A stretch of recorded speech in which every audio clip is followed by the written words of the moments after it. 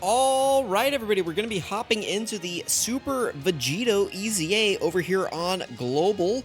We're going to be hopping in. I'm going to be using my auto clicker, and this is also going to be a breakdown video. Now, Super VEGITO's weakness is Transformation Boost. If I go ahead and swap over to Transformation Boost, we can go ahead and take a look at the characters that we want to use for this EZA.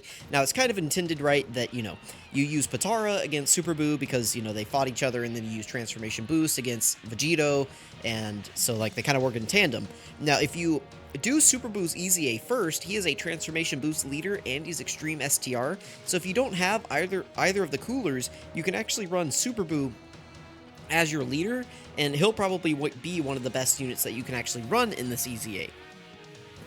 That being said, I'm actually running a Wicked Bloodline slash Transformation Boost team. I think for the most part you just want to run extreme characters in here, so I'm just going to filter out all of the superclass characters. And this is the roster that we're working with. If for some reason you summon for AGL Super Boo, you can use him in here, but keep in mind that if you bring STR Super Boo, you cannot bring AGL Super Boo, because in EZAs you still can't bring characters that have the same name. You can see that's why some of the full power Friezas, the final form coolers, and the just base form coolers are all blocked out at the moment. So you shouldn't really have too much trouble picking finding a team to build in this event. This cell is free to play. You definitely have like a larger roster of characters that you can bring into this fight than the Super VEGITO the Super Boo EZA, where we had to use Potara. There was just like way less characters. Here you have access to so many extreme units, and specifically you have access to a ton of extreme STR units. I mean, just looking at this right here, pretty much all of these characters are all viable for this EZA.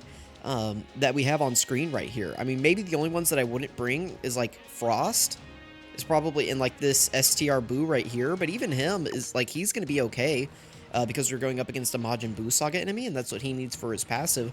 So this is the team that I'm rocking with. If you guys are having trouble building a team for this EZA, let me know. I know it's kind of hard for me to like help you build a team in the comments because I can't see your box. But, if you, I don't know, pick a post on Twitter that I like, or like, if I ever make I don't know, like on Twitter, right, I'm going to have a post for this video. If you comment like a screenshot of your box on there or something, and then like you comment on the video saying that you left me a screenshot on Twitter, maybe I can help you out that way. That'll probably be the easiest way for me to figure it out. But let's go ahead and hop in. Now, I am using an auto clicker here, so if you haven't seen my how to use an auto clicker like EZA guide video, I have one for link leveling, one for EZA specifically. The EZA one is more new. Go check that out. I'll say the biggest thing that you want to watch out for, though, is the 2 and 3. You want to make sure that they're not hitting the summon or team button or the shop and exchange button. You want to kind of get them right in the sweet spot in the middle, so that they're not tapping those. Otherwise, you might accidentally like get yourself into a summon or something. So I'm going to go ahead and set this down, and we're just going to let this play. And I'm going to switch over to my monitor's view so that we can also go over Super VEGITO's EZA details in this video. So his leader skill is Majin Buu Saga, Ki +3, HP attack and defense plus 170%. This is definitely not the craziest leader skill out there. I feel like we have several Majin Buu Saga leads at the moment, so there's not really a whole lot of value in this. Whereas with Super Buu, I said he was a great battlefield leader because he really was. He leads Extreme STR, which already has a ton of Transformation Boost units on it.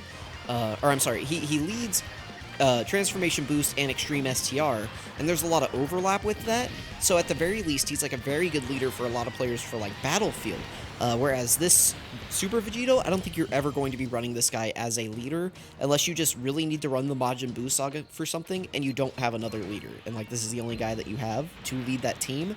That would be the only reason I could see you actually running this guy as a leader unit. His super attack effect is okay. It causes immense damage to the enemy and raises... Oop, let's not open that. Causes immense damage to the enemy and raises allies' attack and defense by 30% for one turn. In theory, I think they want you to kind of run this guy in slot 1, but that can kind of be... I mean, it just kind of depends, right?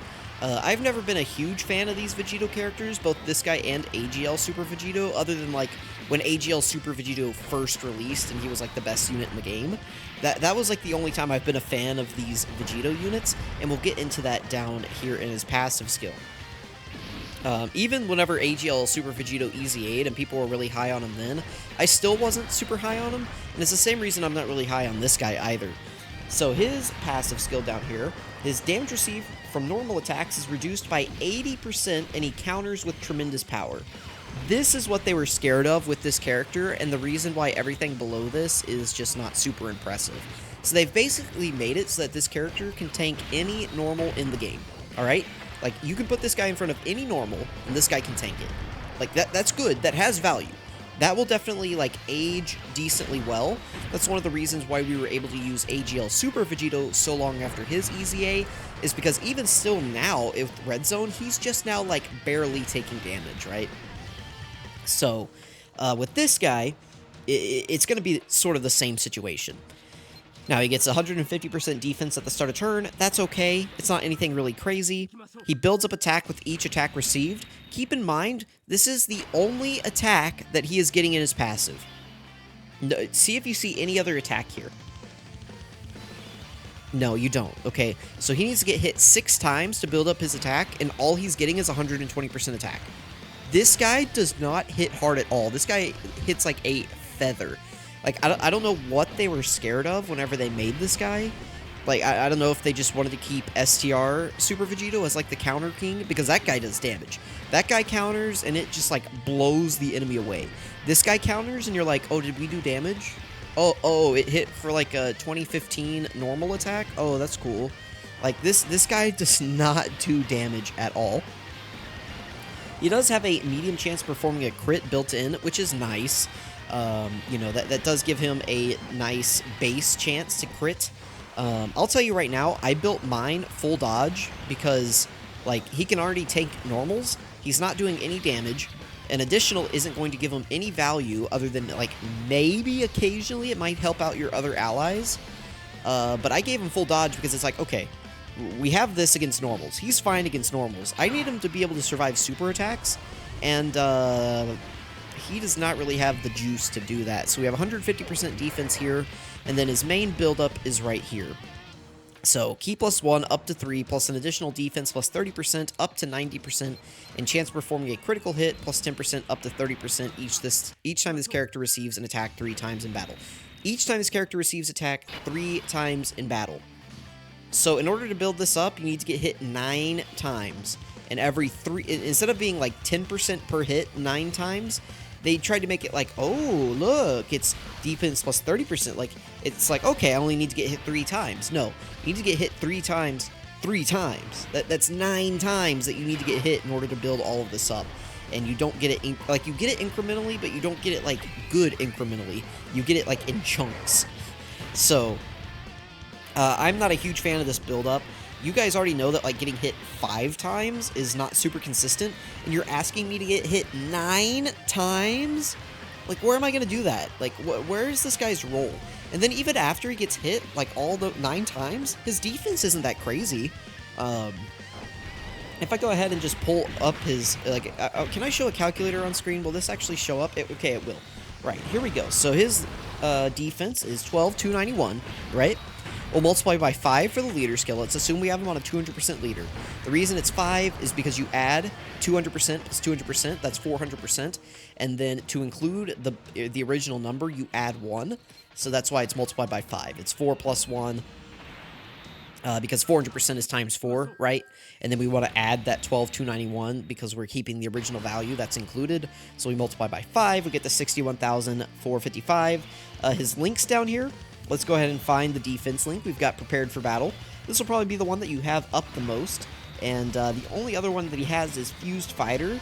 But I don't think you'll have this link up very often. So let's just only use prepared for battle. Let's go ahead and multiply by 1.05. Again, the 1 is to include the 61,000. And then you can see here that it's 5% defense from the link. So that's where the 0.05 comes in.